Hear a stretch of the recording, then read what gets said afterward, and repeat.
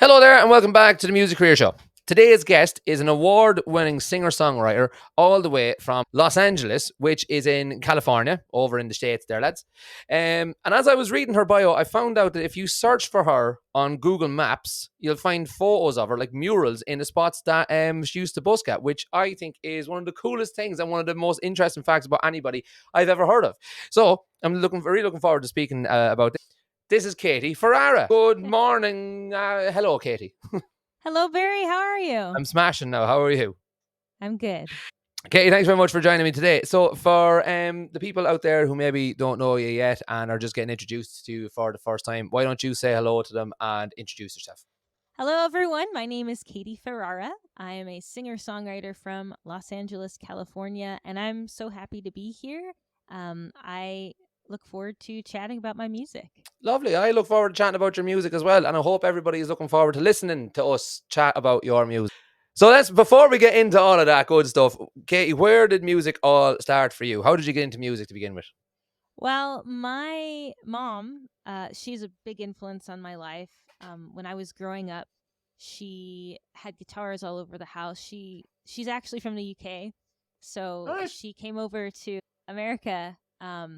Not to play music, but she used to be in a band when she was like in her 20s, and so she brought all of that over. And when I was growing up, I just gained an interest because I'd see her playing, in her bedroom or performing out, and so I picked up the instrument as well, and then I joined my high school choir because I wanted to learn how to sing, and I just really enjoyed it. A lot of my interest in music has just come from me trying it out and enjoying the process. But I also feel that I'm drawn to music as a singer because this is part of my purpose. I think I'm supposed to learn how to use my voice to inspire people and to help people come out of their shells. I remember being really shy as a kid, and everybody tells me this. I remember my choir teacher would even tell me this story. She'd say, when you would talk, we didn't know that much about you, but when you would sing, it's like a whole new personality comes out. And I remember I was so thankful to my choir teacher because she gave me a solo in one of the songs we were singing. This was my junior year of high school. It was Bridge Over Troubled Water. Great show. And usually when you sing a solo, you get like a couple lines where the choir's in the background, and then you're singing on your own. And I just remember that moment. I was on stage, and everyone in the audience was just so shocked, and they were clapping for me, and people came up to me afterwards and they said, "We didn't know you could sing like that." Yeah. And that really pushed me to like come out of my shell even more, because I got to express a part of myself that I never really showed to anybody. And so I kept singing after that. I was, outside of choir, I started learning songs off of YouTube. I started jamming with people when I got to college. I brought my mom's guitar with me. She had this Yamaha guitar. Yeah. And between my classes, I was studying psychology at the time. All right. And between my classes, I would, go online and I would learn songs. And I would go to, we had this place called the Mounds at Pitzer College. That's where I went to school. I would bring my guitar out to the Mounds, this big grassy area. Yeah. And I would just start singing songs, and people would come over and they'd start singing with me. Yes. And I really enjoyed that feeling. And I never thought that I would be doing music full time. This is just me enjoying the process of coming out of my shell. Yeah. And then when I graduated college, I went to the UK, and I wanted to connect with my family over there. And I started going to open mics. I remember I went to Soho's, The Spice of Life Cafe, and I did an open mic over there. I went to Denmark Street. I met a producer over there. We started recording. My first EP called When Love's Not Around, that's up on my Spotify. It's like 10 years old because I've been doing music for so long. Well, over 10 years old. Yeah. It's like, what, 2010, 2011? Yeah. I still have that up online, and I should probably take it down. My voice is Ah, completely transformed. no. Why would you take it down? Van Halen still have their first album from 1978. So if they're not taking that down, why would you take yours down? Oh, yeah, Uh, that's true. I think a lot of artists, they like to show their best work, and hmm. there's like, I'm trying to think, not Taylor Swift or Ed Sheeran. I mean, they have some of their old stuff up already. Neil Young comes to mind. Neil Young. Neil Whenever you Young. go and see Neil Young, you never know. I've never gone to see Neil Young myself, but from what I hear is that you never hear any old stuff that Neil Young's done. It's only the current stuff that he's doing. Yeah, So yeah, there you go. Maybe that's yeah. what you're trying to find, is it? Yeah, I think artists like to be in control of their image. They like to um show people who they are at this moment, and then Mm, and they like to change. We have the ability to change. That's what makes the music, in my opinion. I think it makes the music yeah. interesting as it evolves over time. Well, in But fairness, yeah, then, I really got into music when I was traveling, and I came back to LA after that experience in the UK, and I thought, I really want to go for this, but I wasn't sure. mm, I thought, do I want to be a full-time teacher? I had gotten my psychology degree, and I was doing some tutoring, and I got offered to get my credential. And I had a moment of like, if I don't do this now, if I don't do my music now, I'm really going to regret it. I'm going to be like 30 and then be like, I haven't gone after my dreams. So I made this decision. I said to myself, okay, I'm going to busk on the Santa Monica Promenade. That's where everybody street performs. Most people who come to LA, they start out over there. You get a mm. permit, and I remember watching some performers one day. This was like in 2012. I remember watching them and thinking, like, hey, I could do that. Um, and so I got my permit in 2000, I think it was 2013 or 2014. And I remember within an hour I had made $100, which was a lot of money at the time. Mm. And it was more money than I had ever made playing a show at like House of Blues or some of these like really popular venues in LA. They get their reputation from these big artists, in the 70s, like you're saying James Taylor and Yeah, some of the big artists that had played there. They always use that as a way to book acts, and yeah. the issue I had with playing those venues, as prestigious as they were, as an amazing opportunity as it was to play at those venues, the promoters, they would basically put an artist like myself. I'm an acoustic, folk pop Yeah. singer songwriter. They put me next to a metal band. I love it. I love it. Yeah. Well, I don't well, know. you need to make that play to your advantage. So you need to get in touch with the metal band beforehand and be like, right, I'm going to play one of your songs acoustic, and you have to It's, metal up like Taylor Swift. Have you seen all those like lately on TikTok? I've seen like AI generated like James Hetfield from Metallica singing "Love Story" was one of them by Taylor Swift, and I think it's I the would that. I it, haven't seen it, but I think I would oh, find it's it funny. amazing. It's amazing. And there's another trend of Homer Simpson singing like Irish traditional songs. It's hilarious. It's so spot on. It's absolutely so spot on. So it's for me, it's proven the concept. So the next time you're playing a House of Blues and you've got Megadeth next to you, get onto them beforehand and be like, right, this is my song. Here's the chords. That's a brilliant idea. I think I'd fucking pay to see that. No bother at all. That's great. That'd be great stuff Oh my altogether. gosh. Um, Yeah. that all sounds absolutely fantastic, and I love interviewing people that are from America and live over in Los Angeles, because you, and I mean this in the nicest way, you name drop places like House of Blues like it's like your local pub, whereas I grew up knowing exactly what House of Blues was and think it's this whole mystical, magical, amazing, like Willy Wonka's chocolate factory of like gig venues. Do you know what I mean? It's mental, and I love that. So let's go back just a little bit. So you said that you started off playing when you were quite young because your ma had inspired you. She was from London, was she? Yes. London, grand job, I got that. So anyone that wasn't clued into, Soho is in London, as is also Denmark Street, which is the most amazing place in the whole world for musicians. It's class. Anytime I'm down in London, straight to Denmark Street, it's class. Yes. But so those first couple of years learning guitar, I'm assuming. Yeah, so I actually started quite late, in my opinion. I started when I was like 15, and I know a lot Oh, of that is late. a lot of people Mm. start when they're 4, 5, 6 years Hmm. old. I didn't start till I was a teenager. Well, I was 13. I was 13 myself. I didn't get my first guitar until I was 13.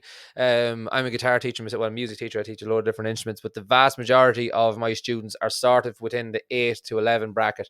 So I would have said that was quite late. And Yeah. but look, it's obviously not held you back at all. And did you go for lessons or did you teach yourself or? It was a mix of both. So I taught myself, and in college, I took a course. But for the most part, I learned by playing with other people. I would ask other musicians questions. Hey, what's this chord? How do you play this? Yeah. Yeah, 100%. It's that whole it's a concept that I came across or I was introduced to very recently. It's the whole it's called the learning pyramid or something along those lines, where it's like you retain the information so much more by teaching others and actually reaching Yes. out to find that information yourself.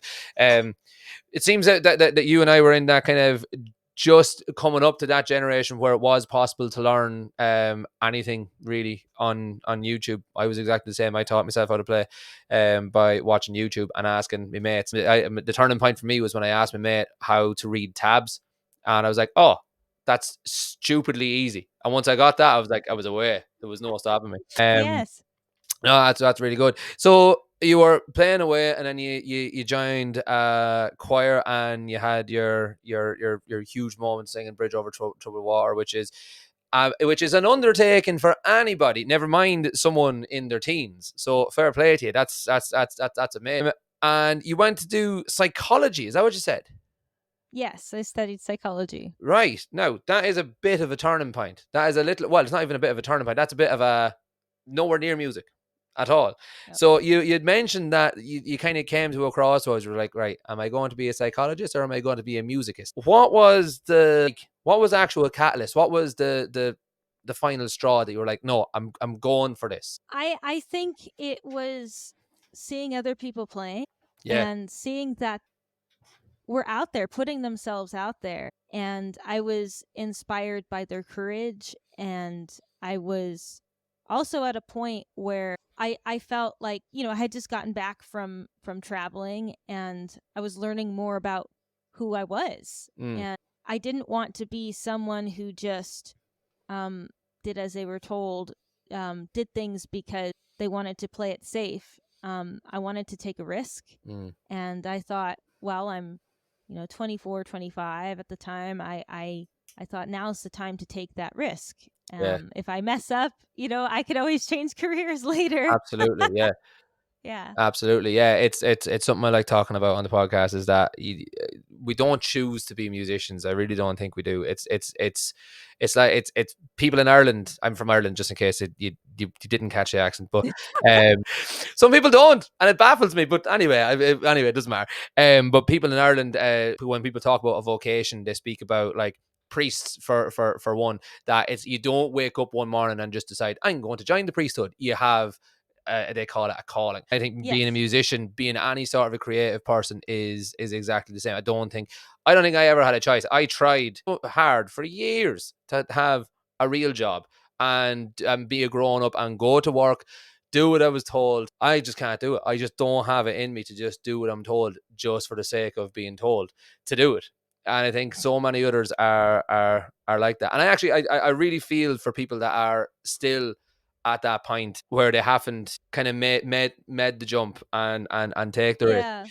Did you have? I can really relate to that. What you're saying. I mean, not feeling like you can do the 9 to 5 thing. Yeah, I think a lot of us, I don't know if it's having a strong character, or I don't know what it is, but yeah, some people do better when they are leaders in their own lives. yeah. Oh no, Yeah. 100%. Yeah, I don't know if I lost my business in the morning, I don't know if I would be able to go back to working in a job where I had to do what I was told. And it's not that I just don't want to do it. Like, do you know what I mean? I'm probably making myself out to be a bit of a dick, but I'm really not. It's just it is just that whole creative mind that I'm like, why? I could be doing something. You know, it's anyway.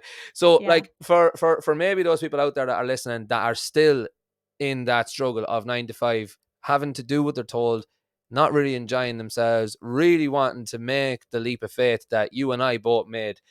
Did you have any plan of what you were going to do, or were you just like, fuck it, I'm going to play guitar and I'm going to do my best, and as the challenges come up, I'll face them? Or did you have like an actual game plan?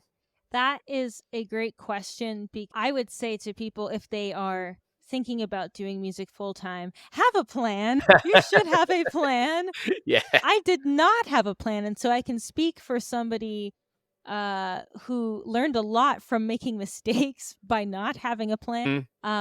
You know, I learned so much about business and being an entrepreneur, and you know, I think a lot of musicians, they're in survival mode because they're so concerned with making money, and you reach a point in your career where you actually are thriving and doing a lot better when you plan out your set. For example, you're not like, for me, I was just busking because I wanted to make a certain amount every day, and I didn't think too much about my show. But when I started thinking about my live show, I would start building an audience and start getting people to come out. And this is something that I'm still working on. I'm by no means like an expert at you know, doing this, but the more you practice planning out how you're going to spend your money, for example, what equipment you're going to buy, what gigs you're going to take, the more successful you're going to be in the long run. And I had to learn this the hard way. You know, when I first started, I would accept any gig that would come at me. People would see me playing on the street and they'd be like, hey, do you want to come play at my venue? And the pay was just, excuse my language, absolute shit. But don't worry a about lot of language on this podcast. You can say whatever the fuck you want. absolute shite. Of course. Yes. I would accept those gigs because I thought, well, I just want to play out anywhere and everywhere. And in the long run, it doesn't serve you as a musician to do that. You really have to know your worth. And in the beginning, it was a good experience for me. You know, I always tell people there's 3 things that you have to take in consideration when you take a gig. Is it enjoyable? How well does it pay? And will it lead to other opportunities? And sometimes you are offered a gig and it pays really well, but it doesn't lead to other opportunities. Yeah. And maybe it's somewhat enjoyable, but you have to have at least like 2 out of the 3 in the choice. So, you know, you might have an unpaid gig. Maybe it's a songwriter hang and the company is just amazing. And then you're meeting other people from that songwriter hang or that songwriter night. And it leads to more connections with people who could then maybe you want to co-write with them. Maybe you want to jam with them. I mean, it's not paid, but there's definitely something that you can take away from that particular gig. So that it's so much more complicated than just, does it pay well? Yeah. No, totally.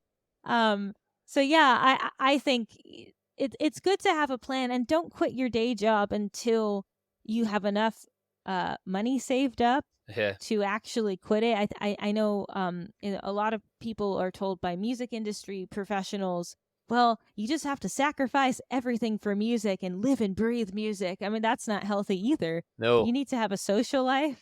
You need to have friends around you. Support is so important. Yeah. Because you can't do this alone. You need to have people around you who are there in times of when it gets tough. Yeah. And who can or people that you can trust, because there's a lot of people who like to tell you who you are, and only you know who you are. Yeah. And it's good to have people around you who recognize that, who recognize your strengths, because it's very easy for other people to tear you down in the long run. Yeah. The entertainment business is in my opinion, it's one of the hardest businesses to be in. It's brutal. Yeah, it's brutal because yeah. you get your shot on the stage. If you embarrass yourself, then oh man, all those eyes on you. It's so I don't know what the word is, but it doesn't Terrifying. feel good. It's not. Terrifying. There you go. Yes. I used to live in Spain, right? When I was 19, I moved to Spain and I played in Irish pubs in one particular town in Spain, in Salou, right? And my very first night now before I went, right, I had never sang for a band. I didn't know any Irish songs. I just was playing in my band with my band in my local home in Ireland one night, and a girl from the same town as me used to work over in one of the pubs and says, "Oh, you're very good. You go over." So I went over with a totally different guy. And I know, as I said, I'd never sang for a band. I didn't know any Irish songs. I'd never lived away from home. I'd never had a job other than playing music, Wow. blah, blah, blah. And my very first night, I was meant to play, myself and my bandmate, we were meant to play for 3 hours, and we got 2.5 songs in, and we were told to stop. Oh my God. 2.5 songs. And I spent the next 2 weeks dipping my toes into the pool in the so like sitting at the edge of the pool with a songbook and a guitar, learning every Irish song I possibly could. And it was literally, I'd literally given myself one more day, and I managed to turn it around on like the last day. Just That's about. good. Thanks be to God, it turned out, because it was terrifying. And I will never ever forget that. And it was shit. But the best wake But up call I ever got. I think that it's very courageous that you went over there and you took the risk in the first, like the intention behind all of that, the fact that you just went over there and just tried it, and you're like, okay, I messed up, but now I know what I need to do to get Yeah. better. I think that's something to celebrate as well, because some people don't even try. They just I'm too scared. Yeah. But the fact that you did it and you're like, you know what, I messed up, but I'm gonna make it better. That And shows a lot about who you are. and full sure that night, I was like, oh great, 2.5 songs, savage, I'm finished. I can go drinking now. So like silver lining and all that. Yeah, But the way yeah. you handled that. Well, Yeah. I don't. Looking back now, it seems very wise and sage and mature, but it really, really wasn't at the time. I can tell you that now for nothing. It really, really was not wise or sage or any sort of good vibes at all. It was just pure stupidity on my end. As a 19-year-old, thinking I could move away from home and live the life of a rock star by just walking into a pub and being like, "Hello, here I am. I'm class." Do you know what I mean? But hey-ho, it worked out in the end. It worked out in the end, so it's all good. It's all good. But yeah, I suppose it does just go to show that, like, look, nobody died. Not like I got my second chance because I found out a very hard way what not to do. I never did it again. Yes. And here we are 10, 11 years later, and still nobody died. It's all good. Still nobody died. So we're all good. So let's go back to talking about you. Nobody wants to hear what I have to say. So when you made that decision, right? So you didn't have a plan. You were just going to, like, what was day one of Katie Ferrara, music expert? What did that look like, as opposed to Katie Ferrara, psychologist at law?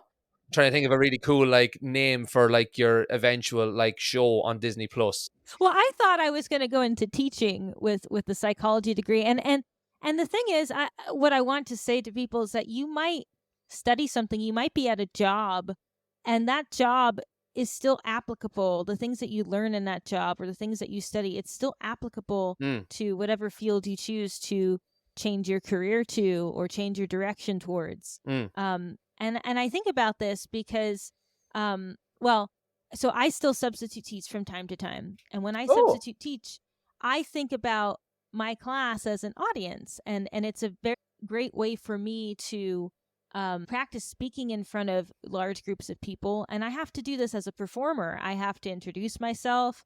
I sometimes tell stories between my songs during my set.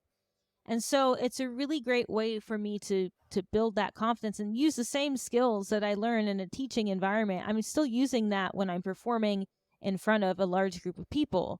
I would say, you know, when I made that decision to busk on the Santa Monica Promenade, that was the turning point in my life. That was when I said, okay, I don't know what the plan is just yet. I don't know how I'm going to get there, but I know that by me making this decision, this is what I'm supposed to be doing. It just felt right. I feel like when you listen to your body and when you are in alignment with who you are, then you can also learn along the way. So you don't have to have all the plans set in place. I think it's good to have a plan, but I think what's most important is to listen to your intuition. And again, that's where the psychology comes from. Yeah. You have to be in alignment with who you are. And my body was telling me at the time, oh, go in this direction. Yeah. And listen to all the people that come at you. They're there to they're giving you messages on what to do.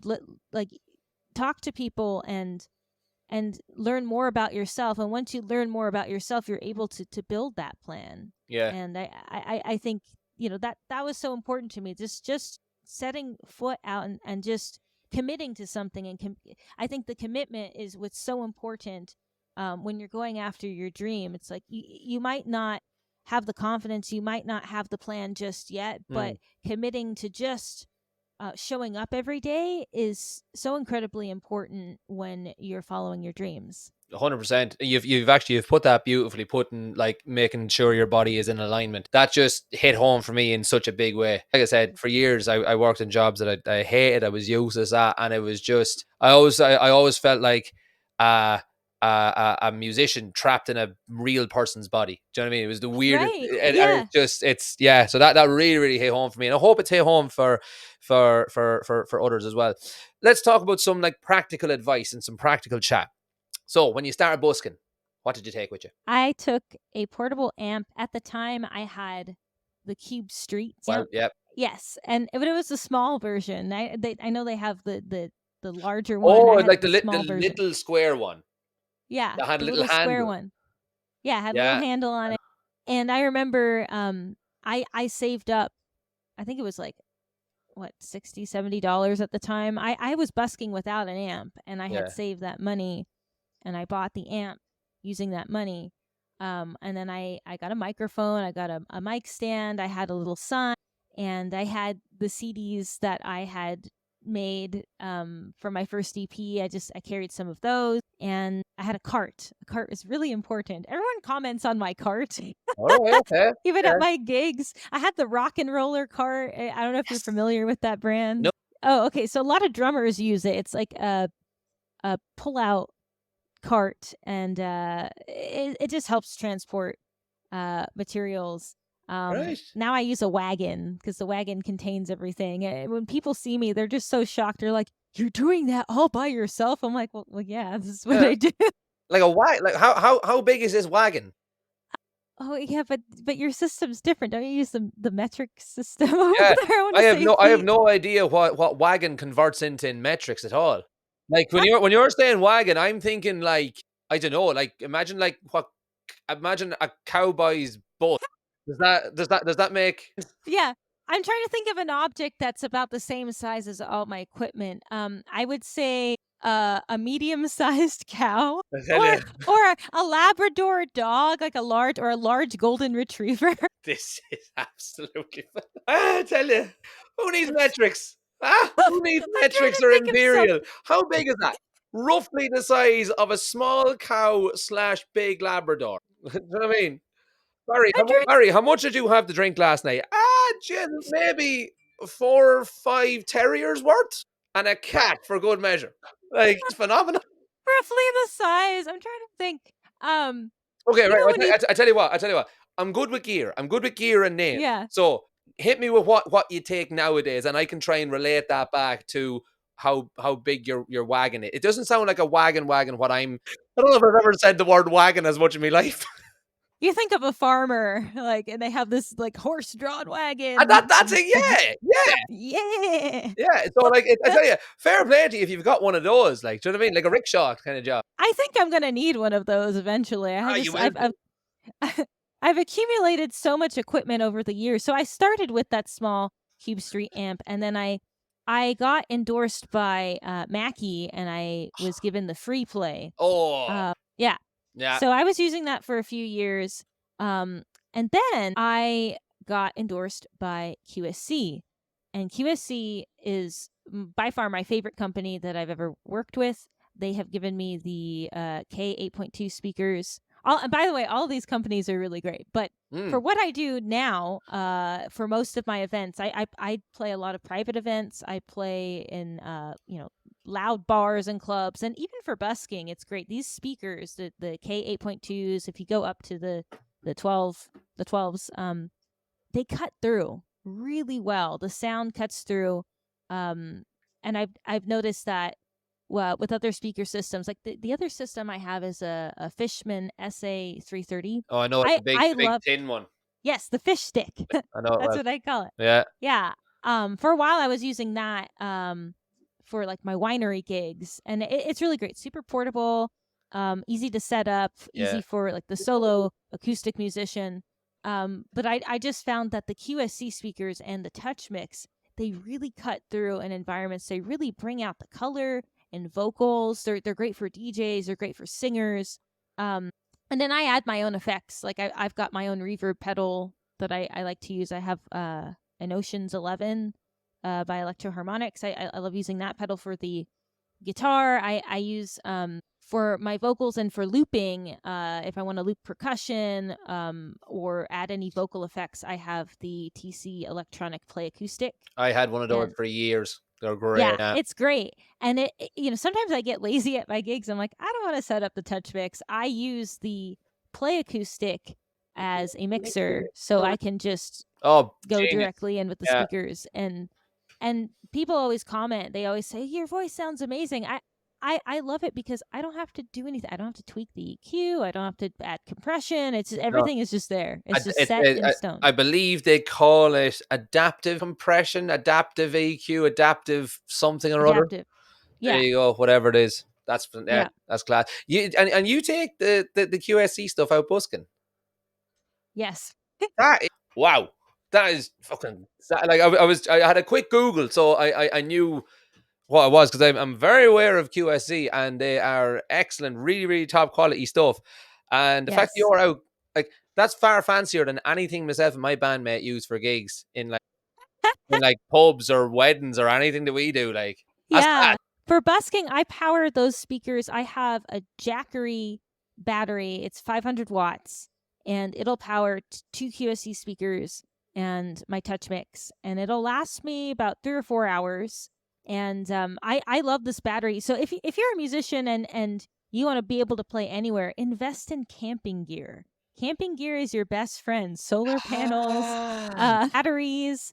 Because if you play outdoors all the time, you're going to be. I mean, you're in Ireland. It rains over there. The weather is horrendous. Yeah. Shite. There you go. Yeah. It can be shite. I'm lucky because I go outside. I'm like, oh, it's a sunny day. People are going to tip me. In LA, if it starts raining, automatically, no one comes out to your shows. Nobody wants to tip you. At least in other parts of the world, people don't care about the weather so much. They're like, I just want to have a good time. Yeah. But in LA, if the weather's bad, it's just dead silence. You won't have anyone show up. It's really hard to get people to come out when the weather's bad. So but how often does it rain though? This year it's actually rained a lot. It's been rain from January until about June. It's just cloudy, cold, especially at the beach. It wasn't until about like July, August that people really started coming out. And we have all the summer festivals as well. Yeah. But it definitely makes an impact here in LA. People are just chicken. They're scared of clouds. Oh. Well, listen, what do you call someone from LA? I don't know. Like I don't know. Like someone from Ireland is Irish. Someone from LA is a Los Angelian. A Los Angelian. Yes. Right. All you Los Angelians, would you ever fucking not be such cowards? Up you get to Jesus. Get up them steps. Out you get. It's only with the rain. It'll wash off you. It's fine. And people have to get into their cars too. Nobody wants to drive to the west side. I know it sounds ridiculous. Why? What's on the west side? Rain. The rain and the beach and traffic, because the traffic is so bad in LA that nobody wants to get in their cars and go across town. Yous Americans love traffic. Anytime I have been in America, it's nothing but traffic. You might as well. You don't even need what do you call it? Like a sidewalk. You don't even need a sidewalk because the traffic doesn't fucking move anyway. You just stop. I was in New York in about 6 or 7, well, maybe about 8 years ago, and my God, the worst drivers I've ever come across, New Yorkers fucking sort your lives out. I'm telling you now. Oh, the worst traffic I've ever seen in my life. And people don't wait for traffic lights. People will happily sit at a junction, New Yorkers will happily sit in the middle so that this one can't go. Just so they can get through the. Oh my God! Sort your lives out, New York and Los Angeles, and everybody in Every between. city is different. Yeah. There we go. Oh my I goodness. hope I don't get cancelled now for that. I've just had a go at absolutely everybody in America, but anyway, not intentionally. I love you all.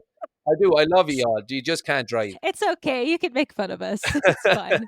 I'm sure I get some slagging on all of that as well. So it's all good. So anyway, off on a complete another tangent. Yes. So camping gear. So that battery then, if it's able to power two powered speakers, yeah.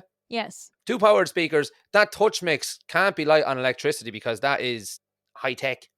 You've got a couple of Yes. pedals. You've got a couple of bits and bobs. Yes. It powers all of it. How big is it? How big is what, the The battery? battery, yeah, it must be huge, is it? No, it's like the size of my speaker, I would say. I don't know if you could. I'm trying to give you an I was example. really waiting to hear how many turtles big it was or something like that. You see that? Oh yeah, yeah. Is that it? That's my studio. Oh, Sorry, that's to your plug in studio my monitor. Yeah, headphones so it's again. that. Yeah, it's not too big. It's about the size of a studio monitor. Okay, grand. Well, yeah, for anybody listening that doesn't know how big a studio monitor is, it's about that size. Yes. Yes, it's about Anyway, that size. about that size. So for anybody listening, that's Yes. how big it is. Yeah. Anyway, that's really really good. And then you managed to get all that on like okay. So we would call that like a trolley or a little trailer, maybe not a wagon. But yeah, I kind of get Yes, you now. a trolley. That's what it is. That's the difference between our use of English. There you go, trolley. No, but no, that's all good. I think wagon's a better word for it. I think wagon is a far Yes. better word. It's more fun to say. It's got a W in it. Do you know what I mean? There's a song named after it. There's also a biscuit in Ireland called a wagon wheel, which is a phenomenal little thing. So it's all good. What? That's so cool. Yeah, it's like a chocolate marshmallow type biscuit thing. It's class, and then you get some of them and have jam in them, and they're unbelievable. Absolutely. Wow, I'd love to try that next time I'm in Ireland. I'll definitely. Yeah, try you can get that. them in Scotland and the rest of the UK as well, I think. So whenever the next time you're over this end of the world, look for a wagon wheel. Cool. There you go. It's not named after the song, and I don't anyway. The less and the less said about that song, the better. But anyway, so you touched on a really interesting point there that I was actually speaking about to someone about on a podcast not too long ago, very recently. That when you do make the decision to become a musician, you kind of the lines are so blurred between like what does a standard day look like for a professional musician? You're guaranteed. Most people looking on the outside looking in would think, oh, you just wake up, you play guitar, you maybe put some new strings on, you go out and you just be a rock star. But it actually isn't in any way, shape, or form. I would say maybe 20-30% of our day is actually playing music, and the other 70 is like panicking and sweating and like just trying not to die with anxiety. And actually learning how to like do all the other stuff, like the content creation, the admin, the bookkeeping, how did you find that? And was it a process of elimination? Did you make some mistakes and realize, fuck, I better learn how to do some bookkeeping, or like what happened? Well, again, that's where the plan comes in. I came into this just knowing I enjoy doing music. I love singing. I love playing guitar. And I made a lot of mistakes along the way. And the first thing I did, actually, so I wanted to show up every day. Mm-hmm. I wanted to show up busking every day. So I marked out those days on my calendar to perform. And then as I was performing, I would get approached by venues and they would want to book me. And then I would then have to figure out, oh, shoot, I need to figure out how to negotiate these gigs. I also need to have a performer agreement intact because when you're an artist, you want to get paid on time, and you want to get paid a fair rate, and you also need to give the venue your requirements for performing. A lot of the time we'll just accept gigs, and then the venue will then dictate to you what you should be doing, but you're an independent contractor. I don't know if you have the same thing over there. To an extent, yeah. Yes, you're an independent contractor, so you need to have your agreements and everything lined out before you book the gig. And this could be sent in an email, this could be written up, but it has to be very clear what the expectations are for that gig. I'm playing for 3 hours or 2 hours. This is going to be the rate. This is the equipment I'm bringing. The venue needs to provide power. The venue needs provide a meal. There needs to be parking. What else? Do I need business insurance? That's another thing. If you're playing like a private event, or even if you're playing in a fancy hotel, a lot of them require you to get business insurance. And so, the more I was getting these gigs, the more I would integrate that into my planning, and integrate that into becoming a full-time artist. What else? Having a calendar set in place, having a booking email is important. And these are all things I started to get as I would get offered gigs. Knowing how to give yourself time when somebody asks you to play. Like, a lot of the time I get people coming up to me during a gig and they say, "What's your rate?" And I hate that question I because can't cope with it. Yeah. I get put on the spot, and the thing is, you need to collect as much information as possible before giving them a rate. And I just say, thank you so much for your inquiry. I don't talk about rates at my gigs, but you can email me at katie@katieferrara.com. And from there, I can then get the information that I need from them to make an informed decision about whether or not this is a good fit. And I like to get to know people too. I like to get to know, like, is it a birthday? Is it a holiday that you're celebrating? How can we make this event the best event possible? Yeah. It's so important to have those communication skills, and that's something that I've had to learn over the years how to do by making all those mistakes. Because I've definitely I've said that again. Oh, well, my rate's blah blah blah, and then I could have asked for more money. Yeah, and then do you always get the inevitable?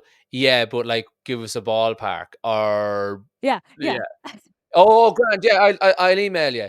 But how much is it? And you're like, oh yeah, so I'll if you let me know what the crack is. Oh yeah, well, like, how much are you for a gig? And you're like, can you just fuck off now, please? I But can't.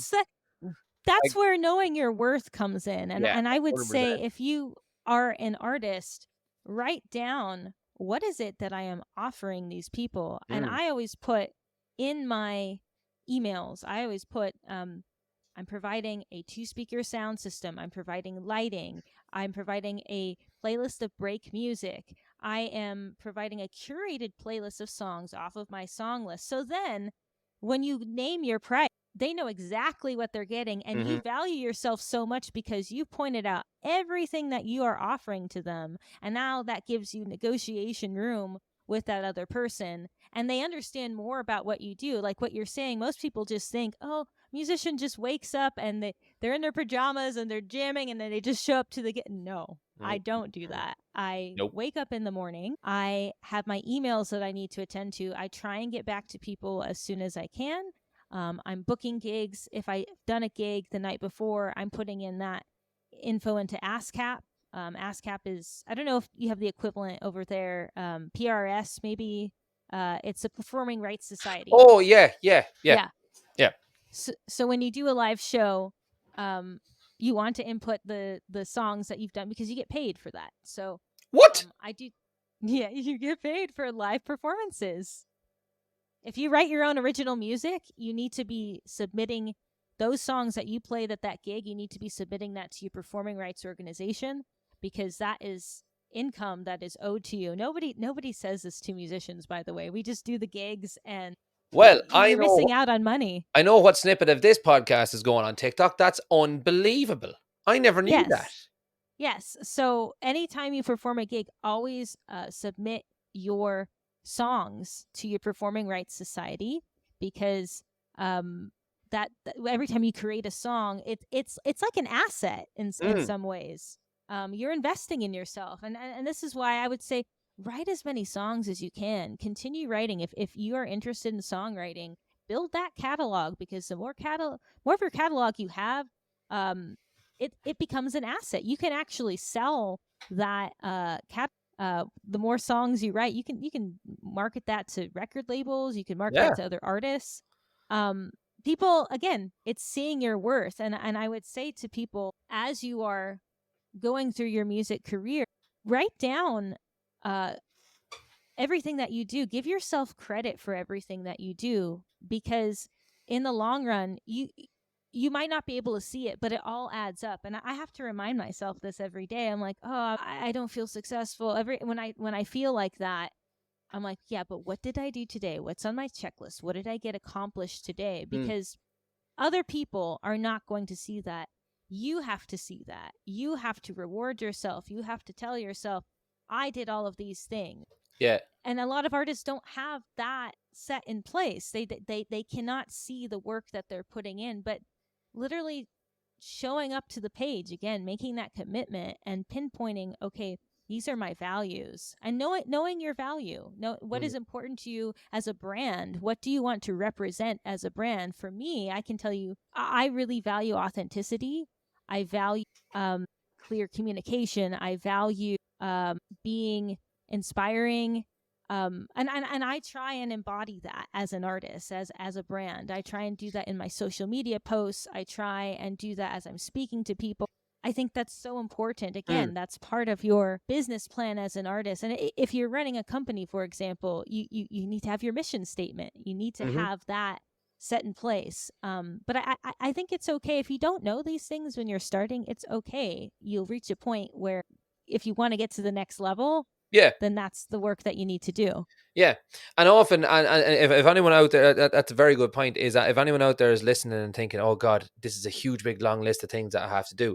Rome wasn't built in a day, for starters. And oftentimes you won't know that you need these things until something happens that you realize, oh, that's going to be a handy thing to have. And just like me with my 2.5 songs, nobody died. No one's going to die. Nothing bad's going to happen. An opportunity is just going to present itself, and you're going to be like, oh, I probably should look into some sort of business insurance or public liability insurance, as it's called over here, for doing gigs. I should probably look into getting my electrical equipment tested on a yearly basis to make sure that it's compliant for any of these venues. And things like that. You don't need to go and it's all well and good to have a plan, but a plan is perfect. Adequate is perfect. As you were saying, taking that leap of faith and actually going, adequate is perfect. All these extra things that will eventually become your business backbones. Call it business backbones, call it whatever you want, the musical equivalent of it. Whether you're a musician or whether you're a builder, you're still going to have these roughly the same business backbones, and they will present themselves in a timely manner, Yes. a perfectly okay manner. Yes, and I would add, I think the best thing to do is to go in with the mentality of learning and growing and seeing every gig as an opportunity to improve. So at the end of the gig, what worked, what didn't. Like last night, for example, I played a private event in Ojai, and I set up my QSC speakers, and I did not have a cable that was long enough to plug the speakers into my power strip, and the lighting lady, she let me borrow her extra cables, and I wrote down, go on Amazon and purchase some extension cords. Yeah. Because you never know at a gig what you're going to need. And if she didn't have those cables, I could have been fucked. Excuse my language. So I learned a lot from her. I learned what worked in that situation and what didn't. Yeah. Yeah, on a total side note, myself and my bandmate, we've got powered speakers as well. We've got Mackies, and we've got combined XLR and power cables, so that it's literally one big long thick cable that goes for the signal and for the power. So you could look into those. They weren't really that expensive at all. But that's very, very good point. Very, very well made. 100%. That's great stuff altogether. Let's speak about your music. You've just released a single a couple of weeks ago called Raspberries. Yes. Talk to us about that. Yes. So this song, it's actually a song I wrote a while ago. It's been in my catalog, and I'm in the process of releasing all those songs that I've recorded. I'm also recording an album. I'll have some more news about that in the next few months. But I just reached a point, I was doing all these corporate private gigs, I was busking, restaurant gigs, and I wasn't putting out my own music. And I think a lot of musicians have gotten to that point. They're like, okay, I want to do the full-time thing. But original music is important to me. So I've gotten back on that train. And Raspberries is really, it's a sweet song. It's a bittersweet song about the comforts of food, and about Well, I don't want to say too much about what it is about. I want people to listen to the song, actually. They can go and make up their own mind Yeah. on it. Yeah. Can make up your own meaning. I will say that if you like cooking, if you love fruit, if you love raspberries, and you love the comforts of home, you'll enjoy this song called Raspberries. And it was Lovely. produced by my friend Ted Wolfers. He's an amazing songwriter and producer. He lives just outside Ojai in Camarillo. And he played, was it the lap steel? I played banjo on the song. I played some harmonica. Class. Yeah, he played some brushes on the drums, snare drum. We got bells in there, and we made it at his old studio. It was at the time he was living in Sherman Oaks, and we made it in that studio. And it was just so fun. It was like being a kid again. You know, when you're a kid, you're playing with all your toys. It was Yeah. the same thing being in the studio. You're like, oh, let's try this. Let's try this. Loads The of whole fun. experience was fun. Yes. So please listen to that song. I think you'll enjoy it. It's on Spotify. It's on Apple Music. It's on YouTube. It will be on my. It is on my Bandcamp. Yes. And I have another single as well I wanted to promote. So I have a cover of Don't Stop Me Now by Queen. And that song, I'm really proud of it because I never sing songs in that genre. And I think it really shows off my voice. I'm so used to singing like really sweet, like folky songs. Yeah. That song was vocally intensive for me, and I'm very proud of it. And I think you'll like it. You'll like the energy behind it. If you're having a bad day and you just need something to lift you up, listen to my take on that cover. I think it'll lift your spirits. Definitely will. That's what we all need. Yeah. Well, both of those will be linked in the description in some sort of fashion from somewhere. I also wanted to give a shout out to Fernando Perdomo. Fernando Perdomo produced that cover of "Don't Stop Me Now." He played the electric sitar on that song. I didn't even know that. Yeah, the sitar could be electric. He played the solo on electric sitar, and I thought that was so interesting. That's phenomenal. And then, yeah, he's a multi-instrumentalist. He's very influenced by like Beatles and a lot of those classic rock bands. And that's why I chose to work with him on that cover, because he's just an amazing guitarist as well, amazing songwriter and producer. And check out his music, Fernando Perdomo. How are you, Fernando? What's the crack? That sounds class. Electric sitar. This is the second time I'm going to mention Van Halen on this episode. Is that in the solo of Ain't Talking About Love, there was an electric sitar buried way, way deep in the mix. There you go. I didn't know that. Wow. Nobody knows that. Nobody in the world knows that. Nobody needs to know that. But where did you find out that information? I am just the biggest Van Halen fan in the world, and literally, I show this like that's my phone, but that's the pattern of Eddie Van Halen's guitar. That's Eddie Van Halen there in a little Funko. Like everything I have is that's Eddie Van Halen there in the corner looking over me. So yeah, I literally am that nerdy. But there you go, electric sitar, baby. I love it. Love it. That's so cool. That's so cool. One of the things that you mentioned you like to talk about, some good habits for musicians. Top 3 best habits for musicians of any kind. Practice every single day. Yeah. Or at least set aside time during your week. If it's not every day, just set aside a committed time to show up and practice your instrument. Because as much as we would like to say, oh, I don't need to practice, there's going to be times during gigs. You do, because you're going to mess up during your gigs and you're going to need to improvise. And if that muscle memory is in there, it's like the mistake didn't even happen because you practiced. Yeah. We're all guilty of it. Everyone knows who you are. Go out there, put it down, and go and put whatever you're doing down, and go and pick up your guitar or your drumsticks or your bow, whatever it is. Yes. Another habit is to practice self-care, because when you show up to a gig, people are picking up on your energy. That's what, to me, that's what music is. It's this transfer of emotional energy. You're giving that to people, and so you really want to come in just in a good mood. I know it sounds like simple, but make sure that you're self-caring, because it can be a very exhausting industry to be in. Mm-hmm. You're going to deal with difficult people. You're going to be dealing with playing late at night. Get enough sleep, eat well, try and stay away from alcohol. I sound like a mom right now, but No, these are all things that I need to hear as well, so it's all good. make sure you have enough to eat during your gig, and that you're just self-caring. That's a good habit to have. Yeah. And I've always told myself, if I don't have time to practice, at least, I'll try and practice my self-care habits, because I want to show up to the gig in a good mood. Yeah. And then the third habit, I would say, is to I don't know if this is a habit, but be open to growing. I don't think anybody is perfect. Practice asking questions and being curious, and learning new things, because the industry is constantly changing. Mm-hmm. Like, we have TikTok, for example. We've got live streaming. Get in the habit of researching new technological updates.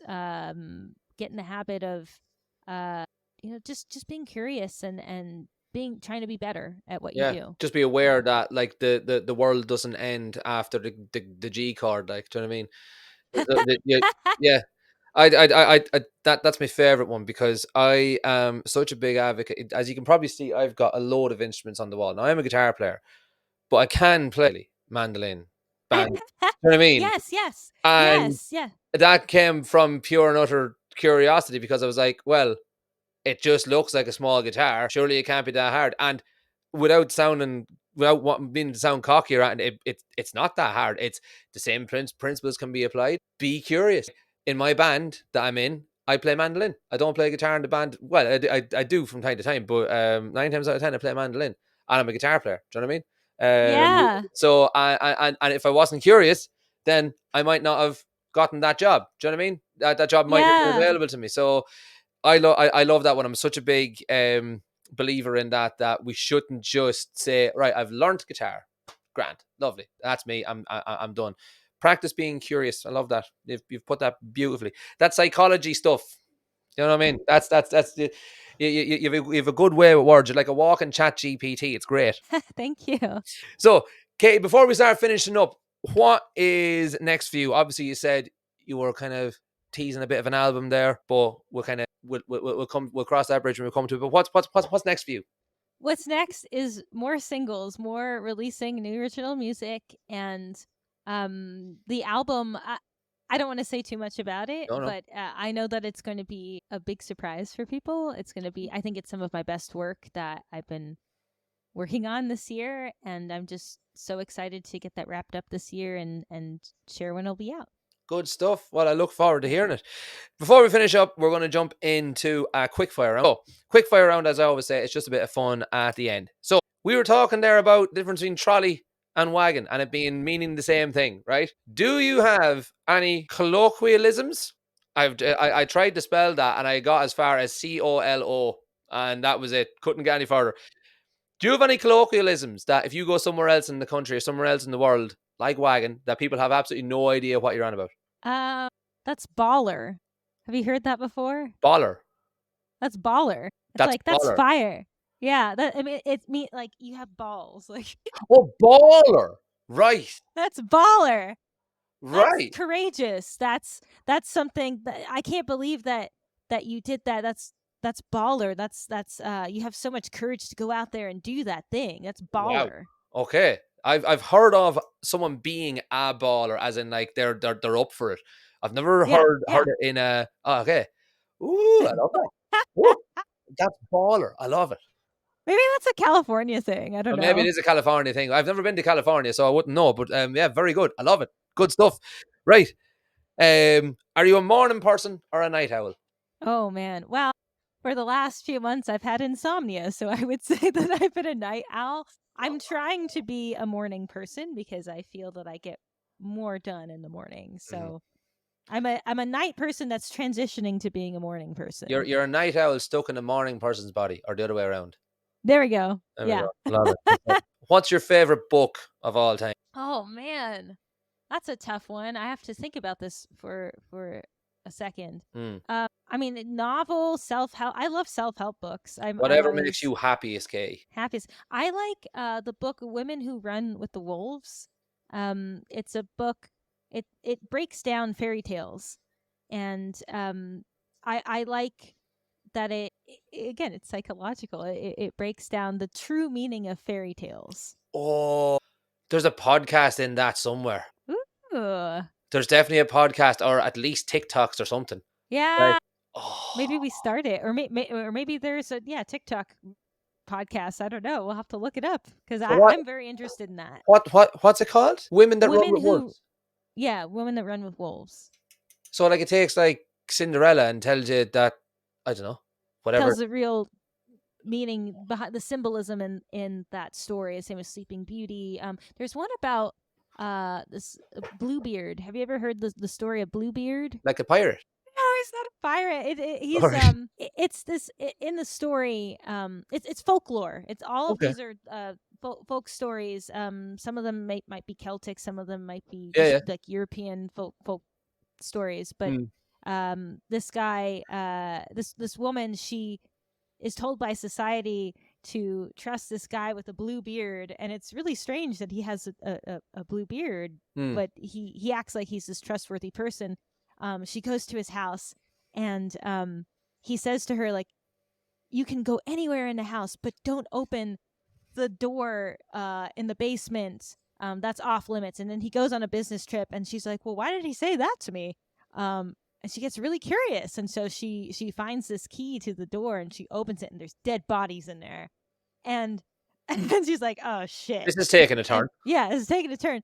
And then the key starts bleeding, and she tries to close the door, and the blood gets on her dress, and she tries getting the blood off her dress, and the key keeps bleeding, and so she's trying to hide the evidence, and she realizes, oh, this guy's a psychopath. This guy, basically, he takes on wives, and then he kills them, and he puts them in this. Your eyes right now. No, I'm really struggling to think of what fairy tale this is. Yeah, fairy tales are. I have to go to bed after this. So fairy tales are like this, like Little Mermaid, for example. Yeah. In the Little Mermaid, she kills herself at the end. She doesn't get the prince, but Disney has completely changed it because kids can't listen to that. They changed the story. But anyway. Yeah. Back to Bluebeard. But more behind Bluebeard is that oftentimes as women we don't trust our intuition, and so we convince ourselves by our family or by society that somebody is trustworthy because they exhibit certain qualities. But this man has a blue beard. Nobody can grow blue hair on their face, and she found out all his he murders his wives. That's what he does because he's a psychopath. But she lost faith in her intuition because society and her family was like, oh no, he's a good guy, he's a great guy. Wow. So I love the message in that, because most people who read that story would think, oh, this is about a woman not obeying orders from a man. But really, it's a story about a woman not trusting her intuition. Right. And I love how the author just broke down this. I mean, a lot of folklore is very dark, and yeah. I sorry if that was too much. No, that's I've never heard that one. That's it's like terrifying, but I love. Yeah. Like fairy tale. We're approaching Halloween season, so I'm really into this. It's grand. And yeah, sure. Look, sure. Ireland invented folklore. So it's grand, like. Yeah. It's grand. We've got like the Banshee and the Children of Lear and like fucking I don't know who else. Everyone else. You too. Grand. Before we finish up, where can people find you if they're wanting to listen to your music? If they're wanting to book you? If they're Oh no, hang on. I didn't ask you about the Google Maps. Yeah. Oh yeah. How did that happen? So I was busking in Burbank. This was like in 2016. And one day I met a painter, and he was selling his artwork. His name is George Shaloub, and he really liked my music. And I came out one day to play on the corner of Palm Avenue and San Fernando, and he was painting my face on this utility box, and I was like so surprised and shocked, and he told me, he's like, I really love your music, I really want to promote you, and he got permission from the city to paint this mural on this utility box. And then my friend, one of my fans, he said, well, we need to let everybody know about this. So he basically put me on Google Maps. So if people want to, he said, Katie, you're a landmark now. So he entered it into Google Maps. So when people try and find me, they find this image on this utility box. And so I don't go out to busk there that often anymore, since I'm playing a lot of gigs, but it's kind of nice. It's a nice memory to have, because that corner of the street was like my corner, and now it's a landmark. Phenomenal. It's a memory in time. It is That's absolute. what it is. You've just passed into the realm of absolute legend. So you have no. That's phenomenal. That's Yeah. great. I love that. I absolutely love that. I did actually. I went and searched it, and I was like, there you are. I was like, that's class. Yeah. That's so me. cool. Well, if anybody is looking for you for you to appear for them in real life, or maybe wants to listen to your music, where can they find you? They can find me at katieferrara.com. That's www.katie, F for Frank, ERRARA.com. You can also find me on Spotify, Apple Music, and all the streaming platforms. I'm on TikTok. I'm on Instagram at Katie Ferrara Official. I have a new Twitter account. I have, what else? YouTube. I'm everywhere. You're absolutely everywhere. So yeah, Katie, it's been a pleasure talking to you. It's been a pleasure as well. And I hope you have a wonderful evening.